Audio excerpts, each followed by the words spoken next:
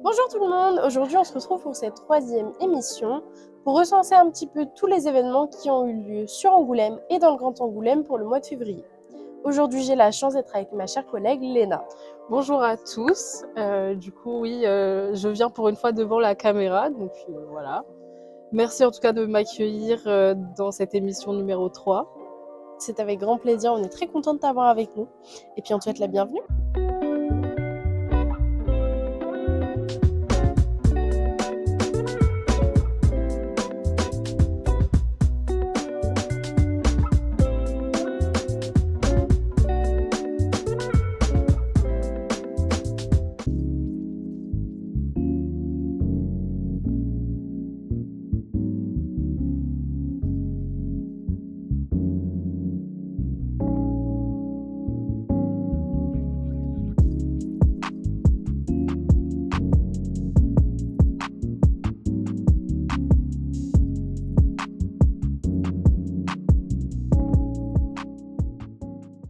Du coup, pour la première rubrique, l'Europe et ses enjeux, vous avez eu la chance, donc toi, Mathis et Jérémy, d'aller au pavillon UNESCO. Est-ce que tu pourrais m'expliquer un peu ce que c'est ? Du coup, on a été au pavillon pour visiter un peu une exposition qu'il y avait autour de la BD. Ok. Et après, on a pu interviewer des personnes. Des personnes assez intéressantes ? Oui, des personnes importantes. Je vous laisse voir la vidéo.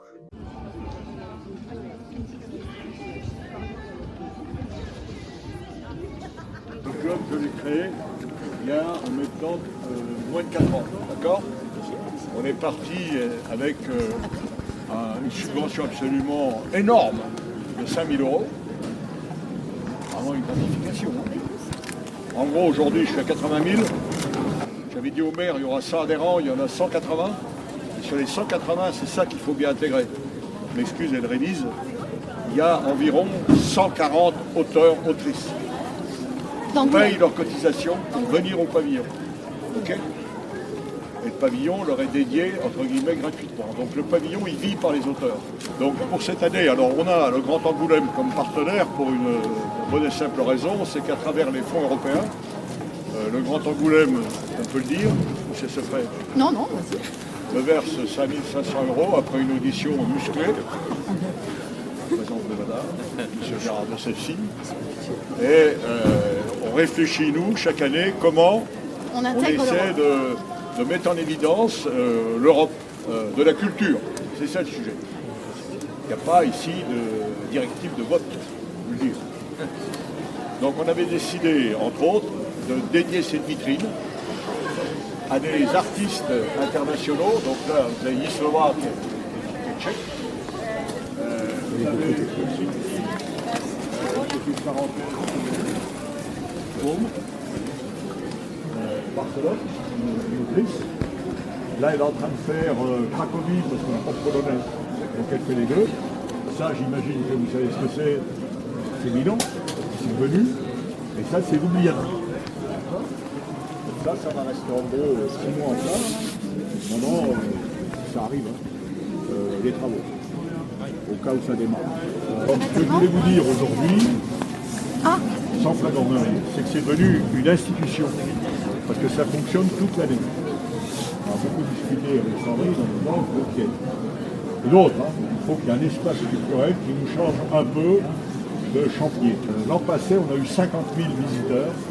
Parce que là, pour vous donner une idée, la semaine prochaine, on démonte tout, on remonte au Bombone. Ce qu'ils appellent une performance autour du dessin animé et du dessin. Et après, c'est le printemps des poètes, avec poésie, musique, exposition, etc. Ce sont les auteurs qui vous désignent un chef de projet, je connais tous, et qui sont entre guillemets responsables. Et pas de censure. Donc on va entrer. Alors à l'intérieur, vous avez toujours cette partie-là qui est dédiée aux villes créatives, qui sont invitées par la ville, qui ensuite de façon très délicate me refile le bébé et me dit mais toi tu te démerdes.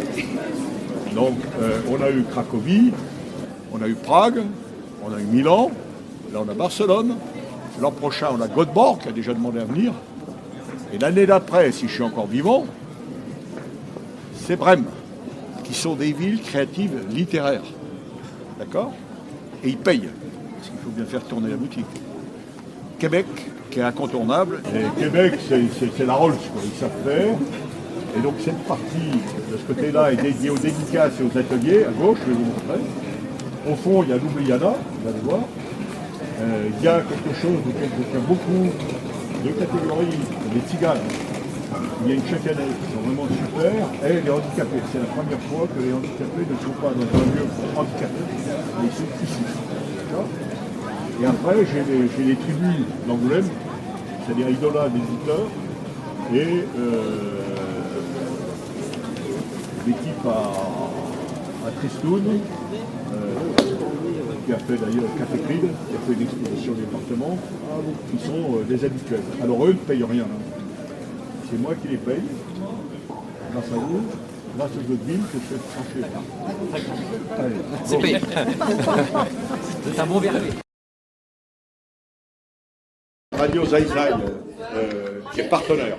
C'est-à-dire au début, ils sont venus voir, et maintenant, c'est des partenaires, toute l'année. C'est-à-dire qu'ils nous aident aussi dans la com. OK ? Donc il y a des émissions, dont 3 émissions sur l'Europe. Et nous aurons l'honneur suprême, d'après ce que je sais, d'avoir une interview de Gérard de Sèvres. Donc les auteurs, on avait vu ça aussi, les auteurs, ils sont interviewés sur vous, l'Europe, ça représente quoi? Alors c'est très intéressant, parce qu'il y a des auteurs qui se promènent dans le système européen, qui se déplacent beaucoup, qui savent comment obtenir des financements, et il y en a d'autres qui connaissent pas trop, donc c'est très intéressant, ils échangent entre eux, là il y en a 3 à chaque fois, avec une journaliste, donc on a 3 sessions, hein. 4 plus Gérard de Sèvres. Voilà. Donc ici c'est l'espace dédicace. Donc là, vous avez une angoumoisine du Chili.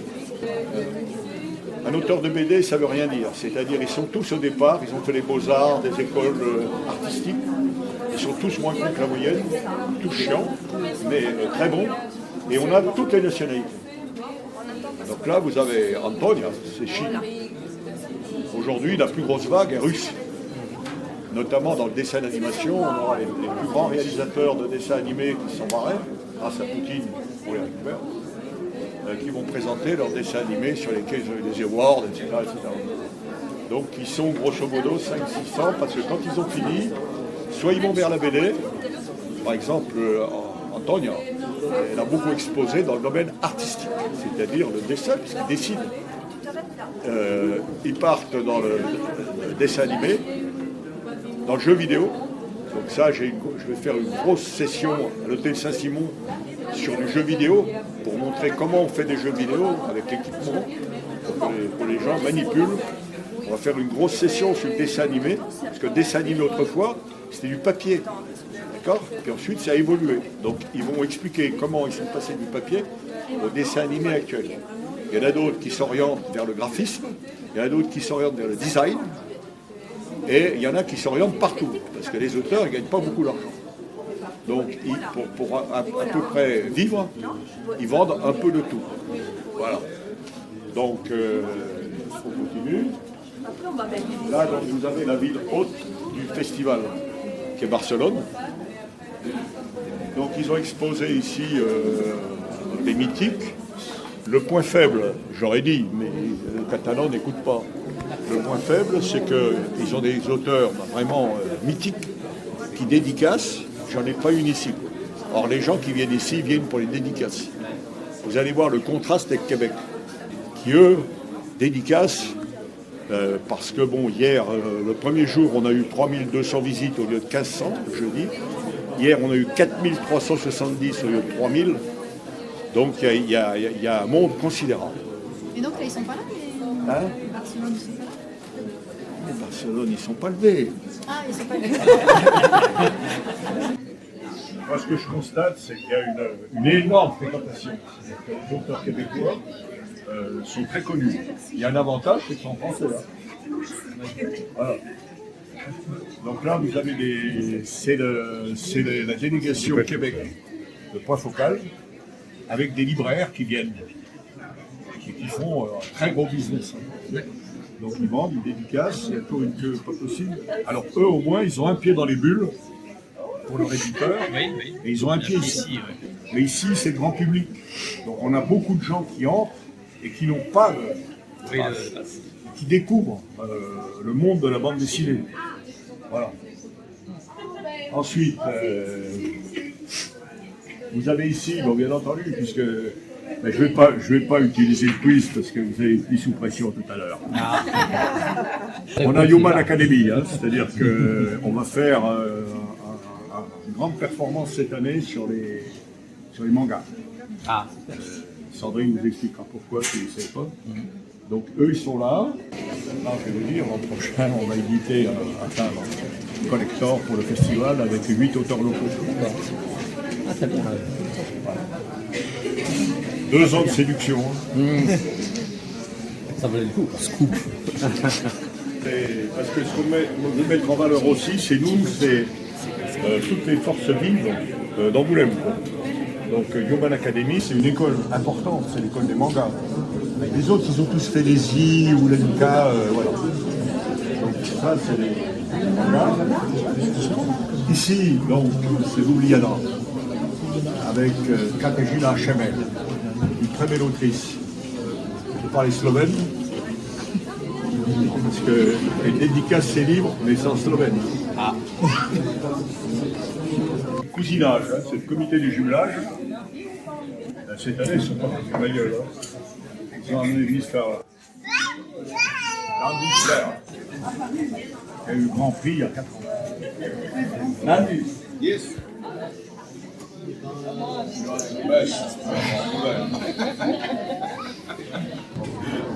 Il est sympa, il est vachement sympa, mais c'est une star. Hein. Donc lui, il a eu le... C'est pour ça qu'il a eu le faucon. D'accord.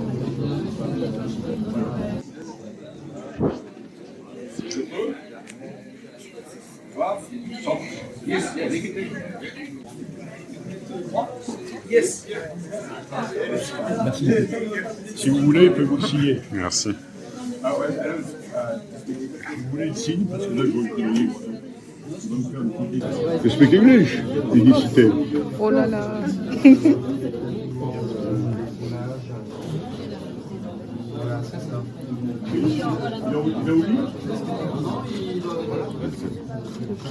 You're welcome. Qui dessine, là, c'est Chris Mirror. C'est le plus connu des tziganes. Mais comme tout tzigane, il fait ce qu'il veut. Donc il n'est pas arrivé là. Le stand, c'est la FNASAT. Ah, tu fous à l'amende. Hein. Le stand, c'est la FNASAT, qui est une fédération d'associations qui travaille avec les gens du voyage.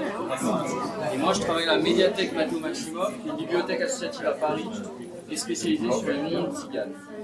Donc ici, celui qui s'en occupe, c'est Pilou. Et à un moment donné, il considérait que ça ne donnait pas de sens à sa vie. Donc il s'est lancé dans le soutien aux handicapés qui font des BD. D'accord. Donc d'habitude, ils ont un site particulier, c'est vraiment un pote. Hein. Oui, oui. Donc, ils sont là, moi je suis très content, vous voyez, ils font des BD, ils dessinent. C'est la première année. Ils sont aveugles. Hein. À Denis, la première année. Oui. Ouais. Super. Les auteurs, il faut qu'ils vivent. Hein. Ils font des créations. Alors vous avez leurs originaux, là, dont certains les vendent. C'est-à-dire c'est leurs originaux. Ils ont mis à disposition et on explique la technique qui a été utilisée. Et je ne vais pas dévoiler les choses, mais j'ai un carton d'iconique derrière sur lequel vous allez vous challenger. Voilà. Et ensuite, vous pourrez les faire dédicacer. Donc on est passé par toutes les couleurs de l'arc-en-ciel. Alors le navire a été sauvé parce que grosso modo toutes les collectivités l'ont acheté, dont le Grand Angoulême. La mairie en a acheté, le club, je ne vous dis pas combien j'ai mis, et surtout Magélis. Magélis nous a fait un chèque de 12 000 €, et actuellement on a dépassé 2000 exemplaires de vente, ce qui pour un éditeur local, c'est une de ses plus grosses ventes. Donc là on rentre dans le monde de Café Cride. Café Cride est le plus vieux collectif d'Angoulême. Plus de 20 ans. ils sont 110. Alors ils sont pas tous là. Hein. Et donc eux, c'est vraiment pour moi un pilier, parce que c'est très bien organisé, c'est très bien managé. Donc c'est eux qui ont sorti, parce que chaque année pour le festival, je leur demande de sortir un nombre de listes. Je peux vous dire qu'ils en ont. Et c'est magnifique. Alors là-dedans, vous avez tous les auteurs de Café Cride, dont certains très connus, comme Olivier Balès, qui a fait la Marianne de Macron. Enfin bon, voilà. Donc ils se relaient, ils dédicacent et ils vendent. Et là, on est bloqué. Hein. Et au bout, mais ils ne sont pas arrivés, il y a Conakry. Conakry. Parce que le club qui est accrédité par l'UNESCO doit avoir des relations d'abord internationales, si possible avec l'Afrique noire. Donc avant, il y avait le Mali. Et là, c'est Conakry. Alors je vous ai dit, les auteurs cotisent, ceux qui ne gagnent pas beaucoup d'argent, j'en fais confiance, 5 € pour une année. Ceux qui peuvent, 15, et ceux qui ont envie un peu plus, et après ils ont une déduction fiscale, parce que je suis une ONG, association d'utilité publique, donc c'est déductible des impôts. Donc n'hésitez pas, vous pouvez cracher. L'argent est bien utilisé, puisque en gros 90% de ce que je touche part vers les auteurs. Et on a 10% de frais, il n'y a pas de salariés. Ce qui est dur pour moi, hein, que des bénévoles. Pour vous dire que ça tient que par le bénévolat. Et que les auteurs ont une fonction de bénévole. Il faut bien intégrer ça. C'est-à-dire ils m'aident, sinon j'arriverai pas. Et là je ne les paye pas. Par contre, là, chaque séance est payée sur les bases de la charte des auteurs. C'est-à-dire 150 € les 3 heures, que vous sachiez où va votre argent. Hein. Et 340 € les ateliers de dessin. On a essayé de rattacher ça bien évidemment à la BD, puisque lors du festival de la BD. Donc vraiment, ne vous en faites pas. Ce n'est pas des questions pointues qui demandent un savoir énorme. C'est des connaissances plutôt générales. Donc, la tâche suivante, bien sûr, la bonne réponse. Et la vitesse de...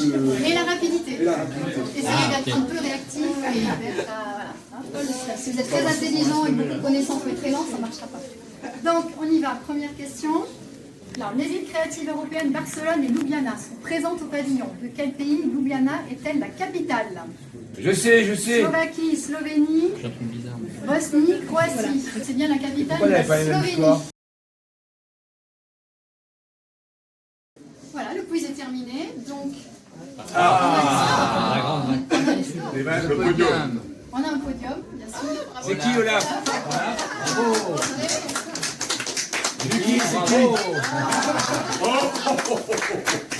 Les auteurs,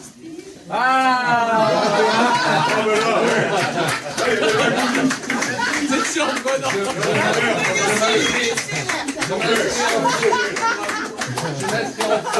Je l'ai vu cliquer. À chaque fois, il avait du retard. Sandrine, c'est une joueur remarquable. C'est pas une jolie, c'est préférant. Alors, donc, Olaf. nous avons fait un podium. Et tout le monde sera gagnant. C'est un peu quand même le principe. C'est un peu le principe collaboratif, un management collaboratif, monsieur Biojou, n'est-ce pas? De l'agglomération, président. Donc, il y a un podium, mais tout le monde sera gagnant. Tiens Xavier, on a fait en sorte que quasiment tous les auteurs t'avaient dédicacé. Ah, par contre, je ne vais pas dédicacer. Non, c'est vrai. Ah bah oui. Ah oui, pour Xavier en plus. C'est chouette, hein? Pour Xavier. D'autres aussi. Hein. Le deuxième.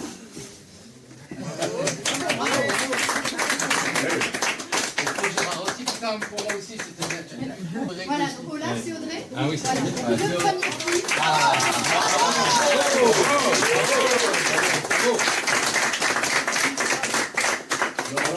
Là, il y a les premières dédicaces, mais on ne savait pas qui allait gagner. Hein. Ah, c'était pour alors, là, c'est gros. Attention, là, ça c'est chouette ça. Édition limitée, il n'y a presque plus. Ça, 50 ans d'histoire. Voilà. C'est un très beau cadeau. Voilà, ça c'est un très très beau cadeau. Premier prix. Retrouvez-le. Bravo.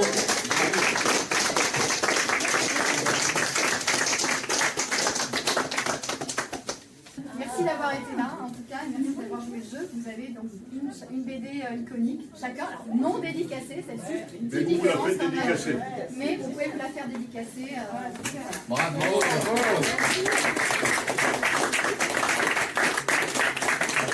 En fait, c'était l'école des fans. Bonjour Unicité. Gérard Desafis, je suis le vice-président chargé de la culture à la Fédération. Est-ce que vous pouvez m'expliquer pourquoi l'exposition sur la science-fiction au musée de la BD est importante sur Angoulême et pour le musée? Alors tout d'abord, vous sachiez que la mairie en aucun cas ne fait de l'ingérence dans la partie artistique du festival. Donc c'est vraiment le choix de la direction artistique de la cité sur la science-fiction. Et surtout, c'est maintenant quelque chose qui est très reconnu. Et d'ailleurs, je crois que savoir après 2 jours de festival que c'est l'exposition la plus courue et la plus appréciée de toute cette édition-là. Donc c'est une nouvelle forme en effet de bande dessinée et c'est quelque chose de très attendu par les festivals. Est-ce que vous pouvez nous expliquer l'importance de ce pavillon de l'UNESCO et nous expliquer votre ressenti par rapport à cette exposition? L'importance de ce pavillon, c'est le lieu emblématique que cela représente et qui indique que Angoulême est membre du réseau des villes créatives UNESCO qui rassemble donc près de 300 villes dans le monde autour d'un certain nombre de thématiques, notamment dans la catégorie littérature à laquelle on fait partie nous, Angoulême. On retrouve un certain nombre de villes dans le monde qui ont placé la littérature, la culture au cœur de leur développement. C'est le cas avec les États-Unis.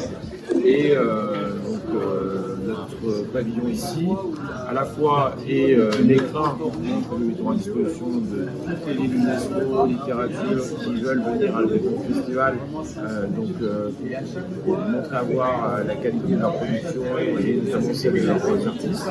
Et puis, c'est le lieu emblématique aujourd'hui où la communauté des auteurs qui sont extrêmement nombreux sur Angoulême peut se retrouver et peut aussi exposer, rencontrer leur public.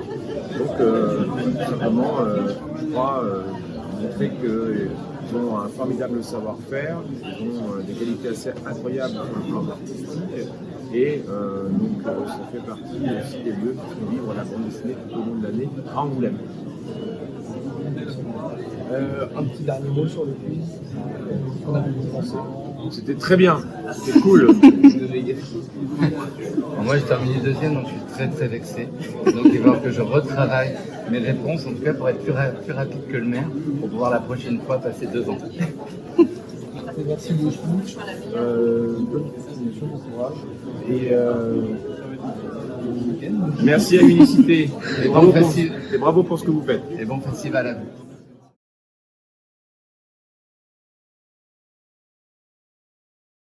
Donc, moi j'ai eu 2 vies, hein, c'est-à-dire que je ne suis pas de la fin, là, j'étais élu à la ville d'Angoulême, et c'est moi qui ai proposé à Bonnefond qu'on engage le classement UNESCO. Bon, on m'a pris pour un borderline, mais j'ai l'habitude, et on y est arrivé du premier coup, parce qu'on a été soutenu par toutes les villes littéraires, mais aussi par la présidence de la République, etc. etc. Et la deuxième chose, j'ai donc arrêté ma fonction politique à la ville, et donc on a monté cette assoce, parce que ça ne peut pas fonctionner si on n'a pas une structure agile qui peut, entre guillemets, fonctionner en temps réel, sans procédure. Les auteurs, si vous leur demandez de remplir des papiers, ils ne rempliront jamais. Donc voilà. Alors bien entendu, j'ai l'appui des politiques, hein. J'ai appuyé de Magélis, etc. Et connaissant un peu mon tempérament, il me faut une paire royale, il vaut mieux. Donc voilà, ça se passe bien. Ça se passe bien aussi avec le Grand Angoulême. Moi, je connais Sandrine, on travaille ensemble. Enfin. Donc on a besoin de cette agilité, quoi. Et que je vous l'ai dit tout à l'heure, c'est très important. Je ne suis pas Cap BD. Ce sont les auteurs qui sont Cap BD. Ils sont propriétaires du pavillon. D'accord ? C'est eux qui font vivre, c'est eux qui portent les projets, c'est eux qui animent. Alors ils sont payés, mais ils sont aussi bénévoles. Et c'est beaucoup de jeunes internationaux. Donc Sandrine Faucon, en charge de la direction de la coopération internationale et des contractualisations de cofinancement à Grand Angoulême. Donc petite différence avec la ville, puisque nous sommes, nous, l'agglomération. Et donc c'est cette direction, alors je travaille avec Nicolas, qui est, je sais pas où il est, pas loin. Voilà, Nicolas qui est là, bien Nicolas, qui est donc c'est une direction qui porte les questions de la coopération internationale. Nous avons des programmes de coopération internationaux, donc essentiellement une grosse coopération décentralisée avec le Mexique sur les industries culturelles et créatives. Donc quand même dans le sujet aussi de la BD, du cinéma d'animation, des jeux vidéo. Et puis nous sommes aussi une collectivité, enfin un établissement public qui se positionne en tant que facilitateur des dynamiques européennes sur son territoire. Donc c'est pour ça que chaque année, nous avons une enveloppe budgétaire et un appel à projet qui permet à différentes associations qui le veulent de répondre et de nous proposer des projets que après nous étudions, on regarde l'appel à projet, et puis que nous retenons et que nous finançons, et donc vous en êtes l'exemple, Unicité, et c'est la première année que nous avons ce partenariat avec Grand Angoulême Unicité, nous en sommes vraiment très contents, et donc c'est aussi pour ça que nous pouvons soutenir la web TV que vous avez montée. Et c'est aussi par cet appel à projet que nous travaillons avec le pavillon pour avoir une dimension Europe dans le pavillon UNESCO. Donc avec les émissions de Radio Zai qu'on a vues tout à l'heure, avec des ateliers pour les jeunes enfants sur la question de l'Europe, avec l'accueil de cette délégation d'agents de Grand Angoulême auprès desquels nous avons fait un jeu concours et nous avions une quinzaine de places et donc tout le monde, enfin, en tout cas ceux qui étaient là ont répondu tout de suite assez favorablement. Donc voilà, nous avons ces partenariats-là avec les associations locales pour parler d'Europe, soutenir la question européenne sur notre territoire, puisque nous sommes et des citoyens européens et nous sommes également des collectivités engagées sur l'Europe, puisque nous, par exemple, Grand Angoulême, bénéficions énormément de fonds européens. Sur la précédente programmation, pour dire qu'un chiffre, entre 2014 et 2020, nous avons perçu 7,5 millions d'euros de fonds européens pour financer les projets. Par exemple, la navette électriques, que vous connaissez peut-être, les deux petites navettes électriques qui circulent, qui ont été mises en service sur Grand Angoulême, les petites navettes cœur d'agglo, ont été financées par les fonds européens. Donc nous sommes, une collectivité très ancrée à l'Europe pour les fonds européens dont nous pouvons bénéficier, et après pour de la coopération européenne, puisqu'il est de notre intérêt, pour notre attractivité, pour notre montée en compétences, à pouvoir travailler sur des projets européens. C'est le cas du Sentier métropolitain Hubing, que peut-être vous allez suivre également et sur lequel vous allez faire une interview, enfin une émission, puisqu'il va y avoir l'inauguration mi-mai du Sentier métropolitain. C'est un projet 100% européen, financé par l'Europe et qui nous a amené à travailler avec 8 villes européennes. Donc c'est notre rôle de Grand Angoulême, à la fois de porter des projets en direct et aussi de soutenir les associations dans leur dimension Europe. Ce qui m'intéresse, ce sont les artistes, les personnes. C'est fantastique, quoi. Et puis, être une ville d'accueil de tous les réfugiés ukrainiens, russes, c'est du bonheur, quoi. Parce qu'ils viennent là. Alors moi, je ne joue pas un rôle majeur, mais je les aide, ils font partie de l'association, on les expose, ils sentent qu'il y a une solidarité, c'est la valeur UNESCO, puis c'est aussi ce qui m'anime. Hein.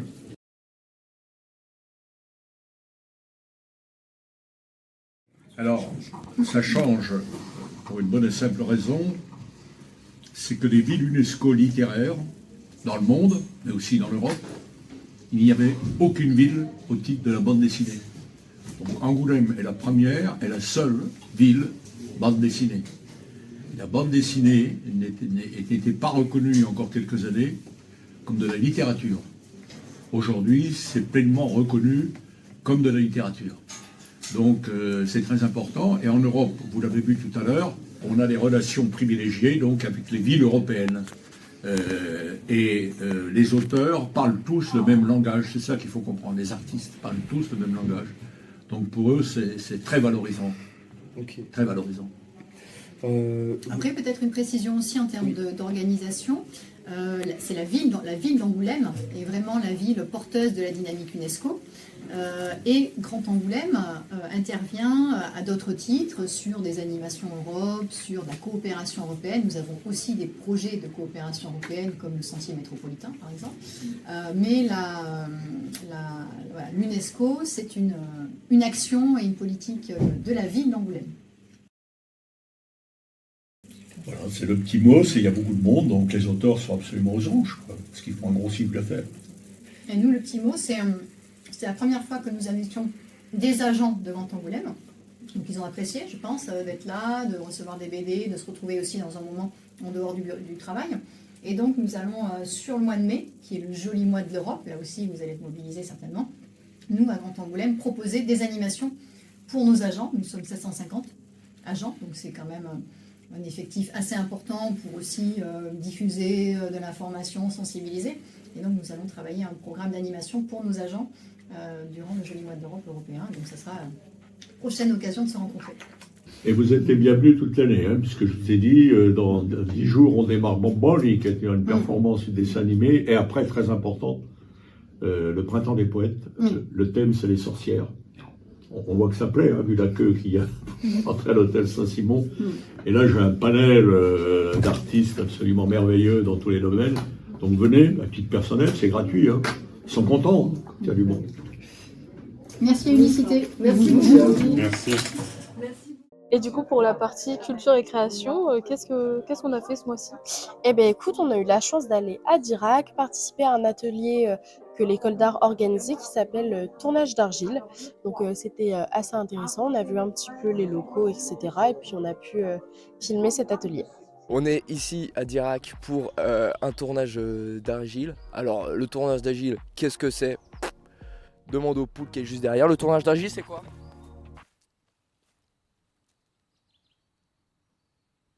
Toujours communicatif, Zoubia, ce que je vois.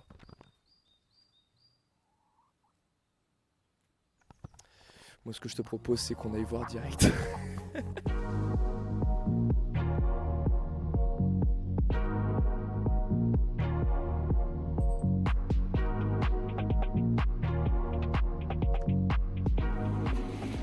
C'est limite de l'art contemporain, tu vois. Ça, c'est juste une poterie qui a mal été faite. Tu vois, genre, elle s'est recroquevillée sur elle-même. Et ça peut être vendu aux enchères pour 10 000 euros, même plus, 1 million d'euros. 1 million, ça, tu peux le vendre à 1 million. Pour qu'elle se transforme, on monte au-dessus de 573 degrés. Mais on les monte plus haut. En fait, cette terre-là, elle est cuite à 1000 degrés. Si on travaille du grès, on peut, ou de la porcelaine, si à la première cuisson, un grès, certains grès, pas tous, un grès qui n'est pas trop travaillé, si à la première cuisson on la monte à 1280-1300 degrés, on peut obtenir une pièce qui est étanche.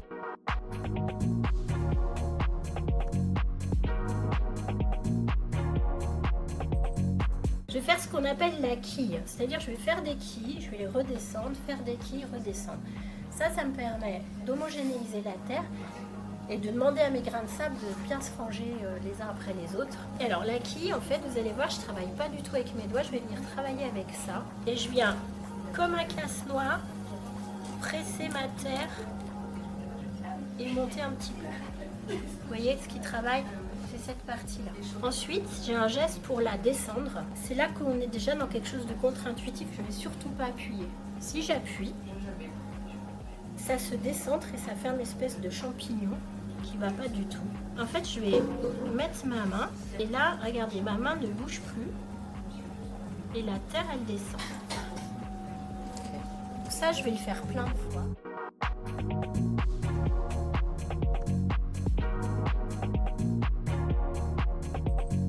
Qu'est-ce que ça vous apporte, la poterie en général? Je trouve qu'on est obligé de prendre un moment en fait pour être calme, parce que si on est énervé, si on se sent pas centré, en fait on peut pas fabriquer une pièce. C'est impossible. On est obligé d'être calme et d'être posé et d'avoir des gestes très lents en fait. Est-ce que vous considérez la poterie comme de l'art? Oui, tout à fait. Parce que on fait vraiment tout de A à Z. Nos mains sont vraiment nos outils en fait. Donc je pense que c'est un des rares formes d'art, on va dire, où tu utilises vraiment tes mains directement avec la matière. Tu vois, il n'y a pas de stylo, il n'y a pas de crayon. Voilà. Moi, je suis en reconversion en fait, donc je prépare un CAP céramique et j'ai un atelier à la maison aussi avec mon propre tour et donc voilà. Et vous faites des pièces? Je fais des pièces, oui. Là, je viens juste d'avoir ma première vente, donc je suis super contente. Félicitations. Merci. Vous êtes basé où? Je suis au Vieux-Bourg à Soyaux. Le but, ça sera d'ouvrir un atelier l'année prochaine, je pense, quand je serai vraiment prête. Catherine Lemarque, je suis enseignante à l'école d'art du Grand Angoulême et j'ai en charge le cours de tournage. C'est la 4e année que j'interviens à l'école. Moi, ce que j'aime, c'est transmettre en fait. Ce que j'aime, c'est que le tournage, c'est une pratique qui fascine les gens, qui est difficile. Ce que j'aime, c'est quand quelqu'un progresse. Voilà, c'est vraiment ça qui me plaît et qui m'anime. Bon, au bout de 3 jours, les élèves ils peuvent réaliser des petites pièces qu'après je cuirai, que j'émaillerai, qui pourront donc rester dans le temps. Mais c'est surtout en fait pour les débutants, c'est un premier contact avec cette pratique qui est difficile et de voir si ça leur plaît, si ça leur plaît pas. Et j'ai aussi pas mal d'élèves qui sont pas débutants. Et eux, ils viennent en fait s'entraîner parce que quand on travaille 3 jours d'affilée, on fait plein de pièces et du coup, on les garde pas et on progresse en fait. On n'a pas le souci de qu'est-ce qu'on va faire de la terre, des pièces qu'on rate, etc. Donc ils viennent pour s'entraîner puis pour progresser, souvent sur des choses très précises. Ils ont une étape du tournage où ils n'arrivent pas, donc ils viennent travailler ça. Non, il n'y a pas de limite d'âge, mais après c'est vrai que... Alors chez les enfants c'est compliqué parce qu'il faut vraiment dissocier les mains, dissocier les gestes. Il y a quelque chose, il faut être très immobile, donc il y a des choses qui sont un peu difficiles pour les enfants. Donc les élèves c'est à partir de 15 ans. Et puis pour des gens plus âgés, on peut avoir des problèmes de déformation de main, d'arthrose, de douleurs aux épaules qui du coup peuvent les empêcher de faire ça. Donc en général, quand il y a des gens plus âgés qui viennent, ils essayent, ils testent, ils voient. On essaye de trouver des solutions pour qu'ils aient pas mal, mais souvent les gens âgés, c'est des problèmes d'arthrose dans les mains qui les empêchent de faire le bon geste et qui les empêchent de tourner correctement. Alors, oui, évidemment. Bon, dans le monde de la céramique, il y a vraiment une rupture entre les potiers, qui sont des gens qui font des pièces culinaires, et les artistes qui font des pièces uniques. Mais la frontière commence à s'estomper, Dieu merci. C'est vrai que les potiers ils ont un savoir-faire ancestral qui est très précieux, mais ils sont plutôt tournés vers la technique. Les artistes ont moins de technique et ils innovent, ils poussent la céramique dans des limites incroyables et ils montrent toute la possibilité de la céramique. J'ai beaucoup de respect pour les potiers parce que je trouve que c'est un travail difficile de répéter des choses. Ils ont un savoir-faire incroyable et les artistes, je les admire parce qu'ils remettent tout en cause. Donc j'ai du mal, j'aime pas cette dissociation qui existe dans le monde de la céramique. Pour moi, même un pot qui a été fait par un potier ou un pot du Moyen-Âge, en soi, il est décoré, c'est une œuvre d'art. Eh ben non, je suis très discrète. Donc non. Par contre, on peut suivre tout ce que fait l'école d'art parce que ça, c'est vraiment un tout petit aspect de l'école d'art. Il y a plein d'autres ateliers, beaucoup moins techniques. C'est finalement un des rares ateliers techniques et les autres sont beaucoup plus créatifs, beaucoup plus innovants. Et c'est vrai que l'école d'art, elle communique sur Facebook, Instagram. Et puis bon, il y a le site de l'école d'art. Voilà. Oh, cette dinguerie. En vrai de vrai, c'était méga intéressant. C'est dommage qu'on n'ait pas fait de phallus. Oh, il fait jour. C'est un truc de ouf. Je suis arrivé. C'est terminé pour cette matinée haut en couleur, haut en poterie, haut en terre, haut en argile. Et ben, c'est la fin de cette journée de tournage d'argile. Merci à Catherine Lemarque, merci aussi aux intervenantes. Mais maintenant, bon, faut que je me taille. Pourquoi? Parce que j'ai une amende à payer. Bisous. Et du coup, pour la rubrique engagement jeunesse, il me semble qu'on a assisté à un atelier des solidarités seniors. Tu peux m'en parler davantage? Alors du coup, il y a des jeunes du service civique d'unicité Solidarité Senior qui ont organisé un goûter avec les seniors du coup. Oui. Et oui, effectivement, on a filmé l'événement. C'est super. Et du coup, si je me trompe pas, c'est des personnes qu'ils allaient visiter. Ils se sont dit, bah, c'était sympa que tout le monde se regroupe, c'est ça? C'est ça, ouais, c'est exactement ça. Ok, super, trop cool.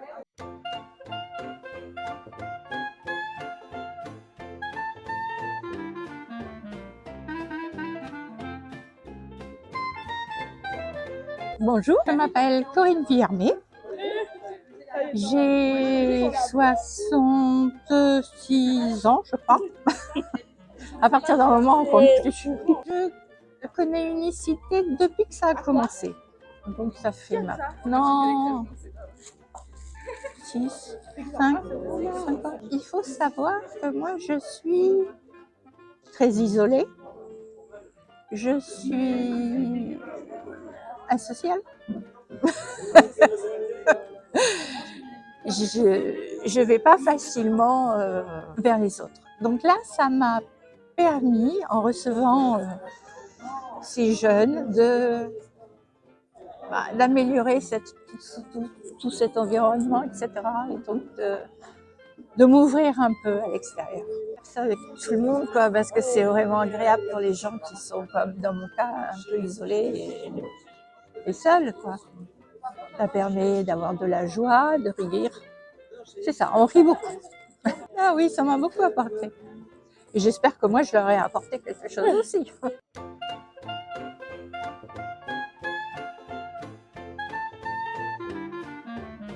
Bonjour. Alors, Madame Gentilhomme, Claudette, née le 6 février 33, c'est-à-dire à 92 ans maintenant. Bien, moi c'est Jean-Claude Moal. Et puis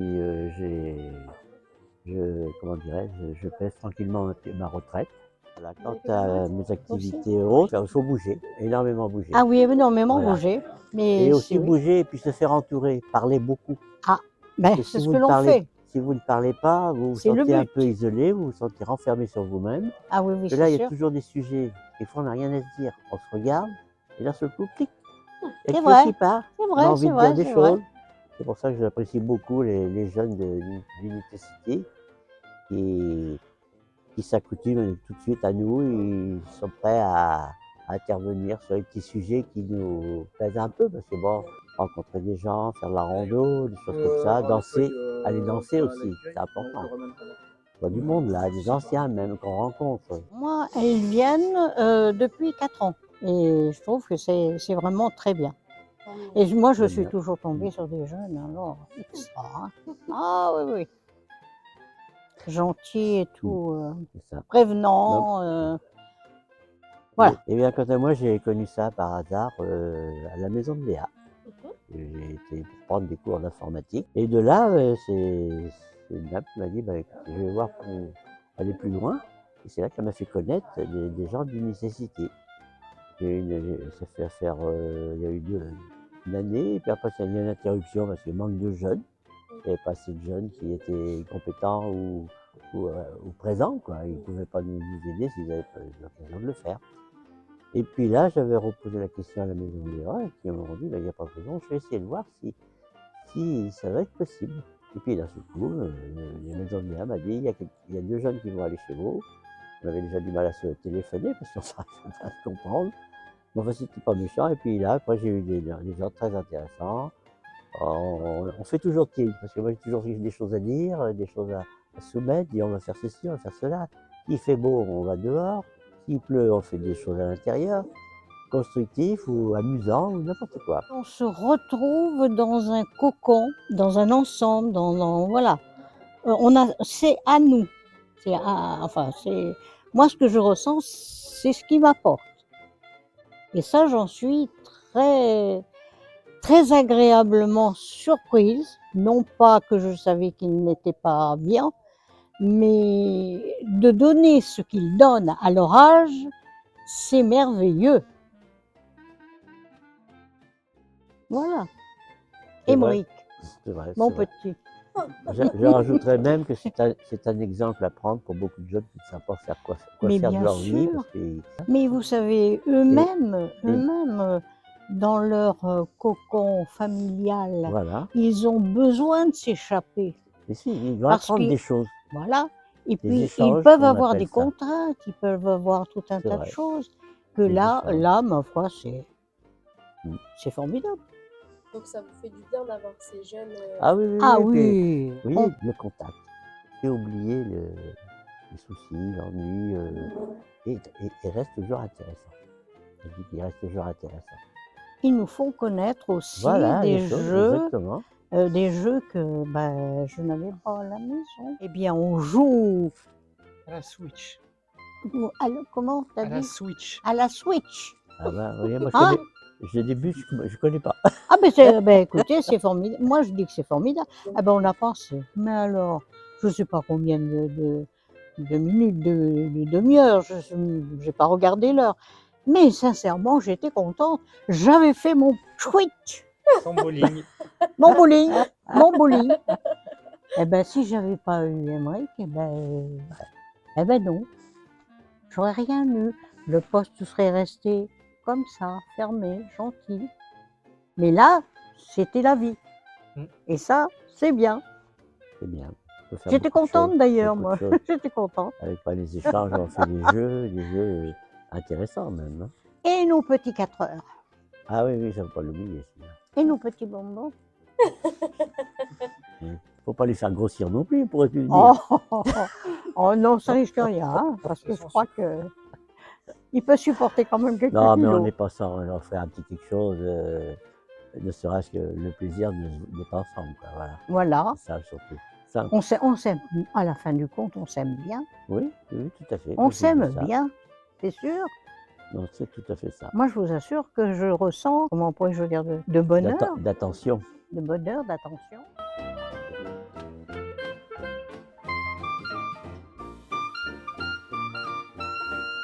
Bonjour, je m'appelle Romain, j'ai 20 ans et du coup je suis en mission Solidarité Senior.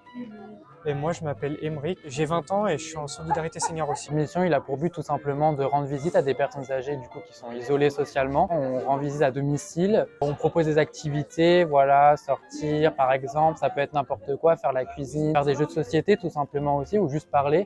Ou des jeux voilà, vidéo aussi. On passe de bons moments avec eux, c'est juste voilà, des visites de courtoisie histoire que se sentent bien tout simplement et éviter cet isolement. Moi quand je suis avec les personnes âgées, je me sens bien, ça me permet de sortir, de les accompagner aussi. Parce que des fois en maison de retraite, ils sont beaucoup isolés, personne ne va les voir, ou on les délaisse aussi. En fait, on est une seconde famille. C'est ça, pour eux vraiment on représente beaucoup, on va dire en quelque sorte. Enfin, les retours qu'on a eu honnêtement, ça a été que des retours positifs où vraiment on se sent vraiment utile quoi, dans cette mission. Donc voilà. On demande tout simplement aux jeunes de passer plus de temps avec les personnes âgées. C'est très important parce que pour eux ça représente beaucoup. Ne serait-ce que parler juste 1 heure ou 2 heures, ça représente beaucoup pour eux. Donc voilà, essayer de passer beaucoup plus de temps on va dire avec les personnes âgées et ne pas les laisser isolées. Alors bravo pour la nécessité.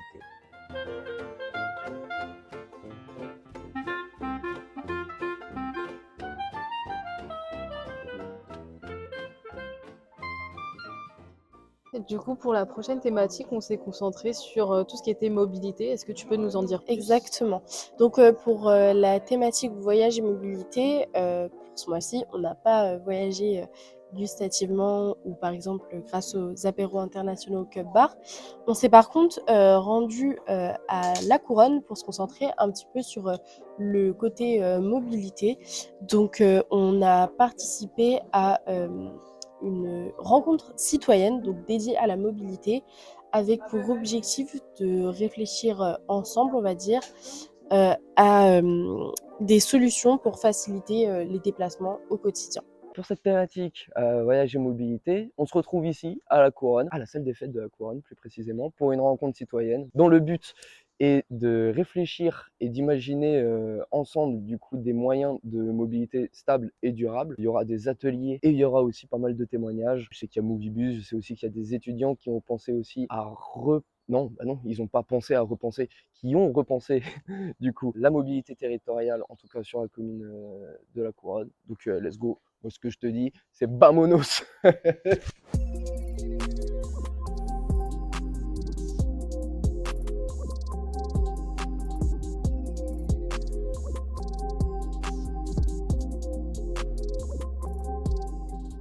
Mais pour l'instant, les associations à Angoulême ne se sont pas forcément emparées de ces questions-là et il demeure des difficultés donc, dans la réponse à leurs besoins qui sont de l'ordre de la contrainte temporelle, notamment de la mobilité.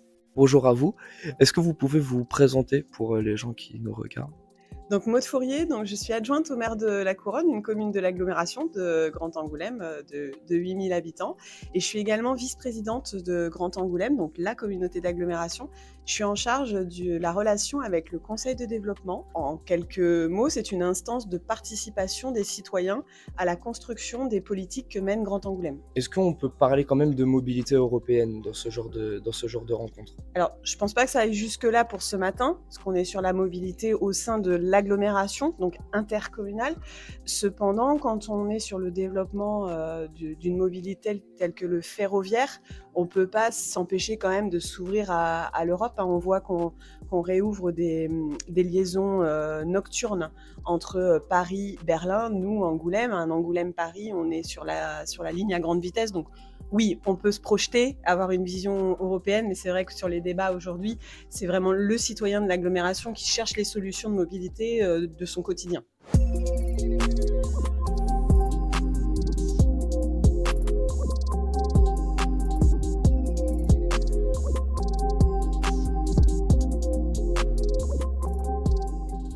Petite question sur les ateliers, parce qu'il y en a quand même pas mal. Comment vous les avez pensés, ces ateliers? Le conseil de développement, il travaille depuis quelques années maintenant sur le sujet des mobilités. Il a déjà rendu des avis sur les mobilités après avoir interviewé la population, les élus, les techniciens aussi qui sont en charge de la réalisation des aménagements de réseau, de la relation avec la société de transport de Grand Angoulême, la STGA, le réseau Mobus. De là, il y a déjà eu des productions. Maintenant, il est venu le temps de passer, je le disais en introduction de la matinée, de passer de l'idée du réseau, donc le moyen de transport, à la réflexion un petit peu plus sociétale qui va avec. On a eu des témoignages sur les femmes, leurs difficultés à se déplacer, le temps de transport que cela représente, et notamment les femmes qui sont sur des familles monoparentales, donc des mamans à la tête de famille avec un ou plusieurs enfants. Donc là, l'idée, c'est de creuser ce matin, effectivement, ce côté sociétal, le besoin adapté à toute la population du transport. Voir si ce qu'on a développé aujourd'hui, ça colle véritablement aux besoins d'une femme chargée de famille, d'une personne en situation de handicap, d'une personne plus âgée qui est dans une commune plus rurale de Grand Angoulême. C'est ça aussi, c'est Grand Angoulême. C'est fait d'un cœur d'agglomération urbain, mais c'est aussi fait au total de 38 communes, dont certaines sont qualifiées de plus urbaines, au contraire, de plus rurales. Un dernier mot pour cette journée? Que ça produise encore une fois de jolis fruits qui permettent aux élus plus de l'éclairage du terrain, de l'éclairage du besoin d'usage. Faut absolument entretenir cette relation avec le citoyen, parce que moi je dis souvent que sur le volet intercommunal ou communal, on a des mandats qui durent 6 ans, et si on attend la prochaine élection pour se reposer des questions, on est fichu, parce que le temps du citoyen, il a avancé, les usages, les besoins, ils ont changé, donc il faut qu'on soit agile de ce point de vue-là, et des rencontres comme ce matin, c'est ça que ça permet, c'est d'être sur le terrain, au plus proche d'un besoin qui évolue sans cesse. La société, elle évolue à une vitesse de fou, et donc nous, élus, il faut aussi qu'on l'écoute, ce changement. Pour la partie interview et reportage, comme on l'a vu dans l'épisode précédent, on a participé au vernissage du FIBD, et du coup, à ce moment-là, tu as eu la chance d'interviewer quelqu'un, il me semble. Est-ce que tu pourrais nous en parler un petit peu? Oui, du coup, effectivement, j'ai pu interviewer l'organisatrice de l'exposition qui s'appelle Julie Sicot-Maillet. Ok. Et du coup, je vous laisse voir la vidéo. C'est la personne la mieux placée pour te parler de l'exposition, parce qu'elle est commissaire de l'exposition. Ok, enchantée du coup. Enchantée. Que pouvez-vous nous dire sur l'exposition? Alors, c'est difficile de dire quelque chose quand on a conçu une exposition et d'avoir du recul dessus. C'est compliqué. Par contre, là où je suis hyper contente, ce que je disais tout à l'heure, c'est qu'il y a plein de visiteurs là qui m'ont dit qu'ils voulaient lire de la SF maintenant, alors qu'ils s'y intéressaient pas forcément avant, ou alors même des auteurs et des autrices qui sont dans l'expo et qui disent, qui sont déjà émus d'être dans l'expo, et qui disent mais je vais relire lui, puis lui je l'ai pas lu, elle, etc. Donc voilà. Okay. Et du coup, ça vous a pris combien de temps pour organiser tout ça On travaille dessus depuis 1 an et demi à peu près. Oui, quand même. Ouais, c'est long. Et c'est quoi le plus dur du coup à faire dans cette organisation? Alors le plus passionnant, plein de choses passionnantes, c'est de réfléchir à l'histoire qu'on a envie de raconter aux visiteurs et aux visiteuses, de discuter avec les auteurs, les autrices, etc. Le plus dur, c'est de sélectionner ce qu'on va présenter, parce que ça, on a envie d'en mettre beaucoup plus et en même temps, on ne peut pas parce que après c'est indigeste et puis voilà.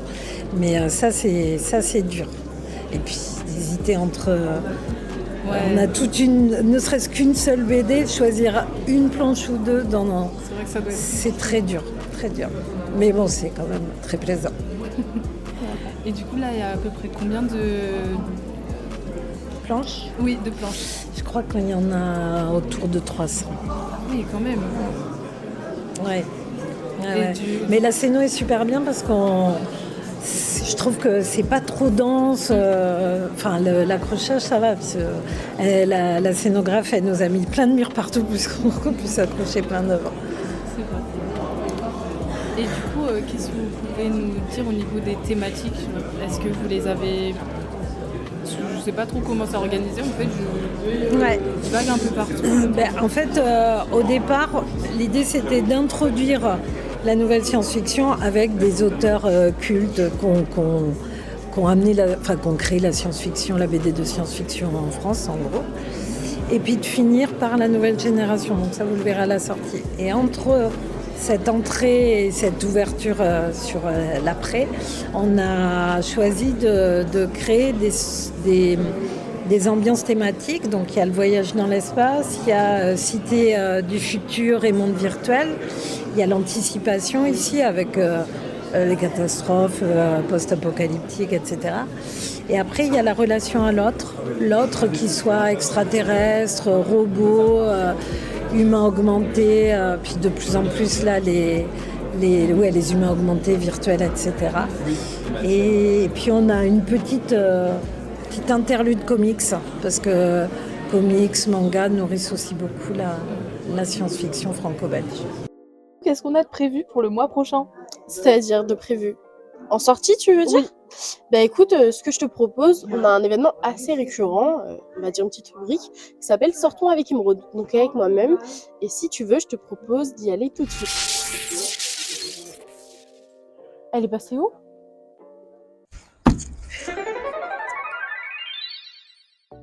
Léna, Oui. qu'est-ce que tu fais là? Mais toi, qu'est-ce que tu fais là? Non, mais en fait, là, on n'est pas sur Terre, on est dans un autre univers. Hein? Ah, mais t'as pris le portail, arrive de Charente.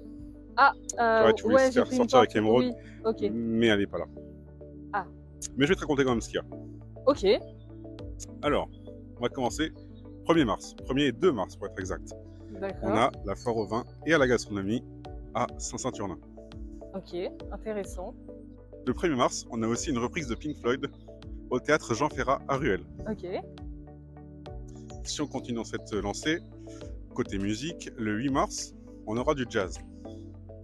On aura Eric Truffaz à la Nef. Ok. Ensuite, du 8 au 23, on va tomber sur la Journée internationale des droits de la femme. Même dans cet univers, il y a... Ah là, oui, c'est très important. Bah oui, Dans effectivement. n'importe quel univers, il y aura. Et donc, le collectif 8 mars organise plein d'événements. Donc, par exemple, le 8 mars, à 11h30, il y aura des flash mobs, des chants et des lectures de textes très importants. Trop bien. Voilà. Et aussi, jusqu'au 9 mars, à l'endroit où on se dirige, musée de la BD, Ok. tu auras une expo sur Lou. Bon, alors t'en as pensé quoi de cette première petite séquence de dates? Bah d'événements? franchement, il y a beaucoup de trucs quand même, hein, sur Angoulême. Eh ben ouais. Et c'est pas fini, parce que j'ai encore toute une liste à te faire montrer. Bah Mais vas-y, montre-moi. non, parce que moi je veux voir Lou. Bah tu vas me montrer du coup, je vais faire comment? Ah bah, moi je veux voir Lou. Mais non, attends. Moi je veux voir Lou. Mais pars pas. Moi je veux voir Lou. Mais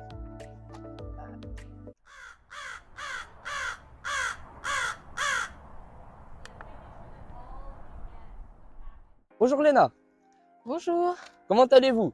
ça va Mathis et- Perrol, enchanté. Enchanté. Je suis là pour te dire du coup ce qu'il va y avoir en mars ces prochains jours. Ok. Parce que j'imagine que Jérémy il n'est pas allé au bout de son propos ni de ses arguments, c'était quand même un peu effrayant. Ce que je te propose, c'est qu'on parte tout là-bas. T'es d'accord? Oui, oui, oui. Vas-y, Allons-y. vamos. Allez, vamos. Alors, pour ce qui est... toi, t'aimes bien la musique en Oui, général? oui, T'es j'adore. plutôt faire une musique, mais alors quelle musique? C'est là que je me pose la question. J'aime de tout. Ok. T'aimes bien Hans Zimmer? T'aimes bien les concerts un peu symphoniques, etc.? Ouais. Ouais. Eh ben, à l'île d'Espagnac à 20h, à l'espace Cara, eh ben, tu auras un concert voilà, orchestré par Hollywood Film Orchestra et plein d'autres solistes. Donc du coup, ça va être un orchestre qui va faire des reprises de toutes ces musiques les plus iconiques. Ça va de Pirates des Caraïbes, Dune, Interstellar. Ok. Et c'est plutôt intéressant d'aller le voir. Sinon, le 13, enfin en tout cas du 13 au 16 mars, il y a le FIFCA. Voilà. Je sais pas si tu sais ce que c'est. Oui, j'en ai entendu parler. Ouais. C'est le Festival international du court-métrage. Exactement. Ça se passe au Ciné de la Cité. Alors le Ciné de la Cité, je sais même pas où il est le Ciné de la Cité à Angoulême. Mais c'est pour vous dire que du 13 au 16 mars, du coup, va y avoir quand même un petit festoche. Voilà, parce que c'est autre chose que la fête du court-métrage, j'y reviens juste après. Mais en tout cas, voilà, c'est le festival du film court. Et si t'aimes bien, en tout cas, tout ce qui est la cinématographie, etc., je pense que ça peut te brancher complètement. Un chemin semé d'embûches. Que fait-on du coup? Viens, on retourne sur nos pattes. Alors, du 19 au 25, il y a la fête du court-métrage, tu vois. Ce qui n'est pas pareil que le FIFCA, parce que le FIFCA, c'est un festival, c'est un concours. Et là, c'est la fête du court-métrage, ce qui n'est pas forcément pareil que l'événement que j'ai cité. Mais du coup, il y a plein de programmes à l'affiche, plein de petits films à voir dans plein d'endroits. Ça va du CGR jusqu'au cache de ma campagne, Ah oui, quand dans même. des MJC, etc. pour faire la rencontre aussi des habitants d'Angoulême et pour aussi que les habitants d'Angoulême se rejoignent autour de plusieurs thématiques, notamment je pense à la famille, je pense au Dom-Tom, et qui plus est, du 25 au 28, donc c'est juste après la fête du court-métrage, il y a Immersity. Tu connais Immersity? Non, je connais pas du tout. Eh bien en fait, c'est un événement qui se passe juste derrière le caméraman. Ah bah non, pas du tout en fait, ça se passe vraiment juste ici. Et en gros, c'est un événement concernant la réalité virtuelle. Voilà, donc il y aura plein de petites conférences, il y aura plein d'animations, plein d'ateliers et surtout, on va pouvoir faire des rencontres quand même méga importantes avec des gens du monde de la réalité virtuelle, du jeu vidéo, etc. Ça a l'air super en tout cas. Bah t'as vu ça, c'est une dinguerie en vrai. Hein. En vrai, c'est petite dingue sur le mois de mars en vrai. Bon, moi c'est pas tout. Putain, j'ai perdu mes lunettes, c'est effrayant. Mais moi, il faut que je retourne à Marbella parce que là, t'as vu le soleil qui fait. À mon avis, en Espagne, ils vont crever de chaud. Donc moi, je te dis salut. Ok, bah. La bise. Au revoir. Ah, il y a une sauce. Pollution. Bon, visiblement, il s'amuse un peu trop bien quand il participe à Sortons avec Émeraude. Mais là, elle commence vraiment à mettre un moment. Hein. Ça fait 3 heures qu'elle y est, ça devient long. Salut, je suis là. C'est bon. Je parlais de toi? Comment t'as deviné? Alors, c'était bien? Ouais, franchement, c'était grave cool. Et t'as hâte d'être au mois de mars? Ouais, de ouf. Bon, du coup, je crois que c'est déjà la fin de la 3e émission. Est-ce que ça t'a plu de participer? Franchement, c'était grave cool à refaire. C'est vrai? Ouais. Tu reviendras alors? Ouais. Bon, ben, je suis super contente. On espère aussi que vous reviendrez parce qu'on fait du mieux qu'on peut pour être assidus et on espère que le travail paiera et surtout que nos informations vous plairont. Au revoir. Au revoir.